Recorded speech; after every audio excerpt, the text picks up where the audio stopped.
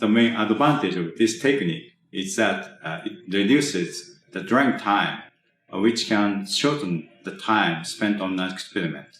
This method could be helpful in the field of spectroscopic analysis, such as when performing infrared absorption or luminescence measurements.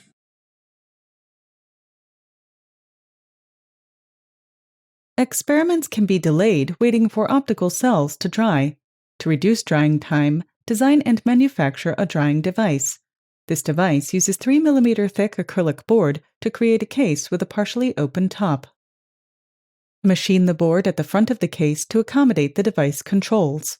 Similarly, machine the board at the rear to accommodate 4 blowers for drying, operated in pairs for the left and right side. Support an acrylic lattice above the case in order to hold optical cells in place. Beneath the lattice, attached to the case is nylon netting to support the cells and allow airflow. Inside the case are the electronics.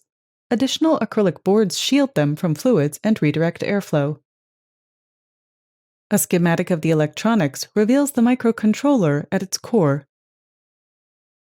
These connectors on the schematic represent the device controls and indicators.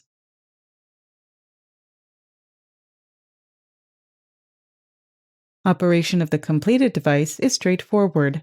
Begin by turning the main power switch on. Here are the power switch and power indicator light represented on the schematic. Next, place optical cells in the mesh of the device, concentrating them on one side if not all spaces are required. When done, select either 2-blower or 4-blower operation.